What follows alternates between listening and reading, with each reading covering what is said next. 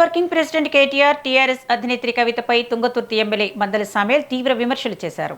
కేటీఆర్ కు కవిత రేగు కంపల తగులుకుందని, మరి అలాంటప్పుడు బీఆర్ఎస్ ఎలా గెలుస్తుందని ప్రశ్నించారు.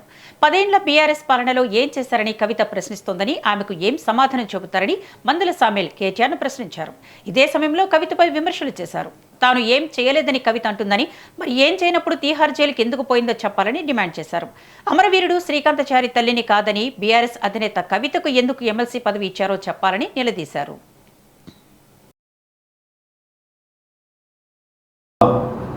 ప్రింట్ మీడియా, ఎలక్ట్రికల్ మీడియా మిత్రులందరికీ నమస్కారం.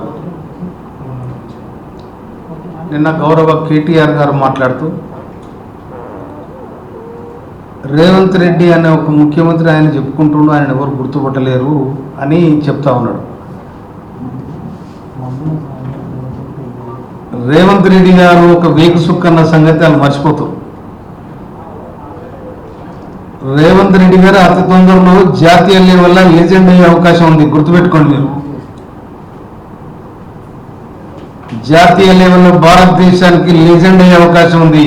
అది మీరు తలకాయ బాడుకున్నా కూడా అది మీరు ఆపలేరు. ఇంకోటి, మీరు పల్లెలకు తెలుసో తెలియదో కానీ గ్రామాలలో పంట వేసే సందర్భంలో రోని కార్డు వస్తుంది. రోని కార్డులా ఏం చేస్తారంటే రైతులు, ఆ రోని కార్డుల రైతులు ఏం చేస్తారు, శేఖర్లో ఏమైనా రేకంప గిట్ట ఉంటే ఆ రేకంపను కొట్టి ఒక దగ్గర ఎట్ట వేస్తారు. ఆ ఎట్ట వేస్తే గాలి ద్వారా వచ్చినప్పుడు ఎట్ట గుట్టుకపోతుంటుంది. కనుక కేటీఆర్కు ఆ ఎట్ట వచ్చి ఎండగడ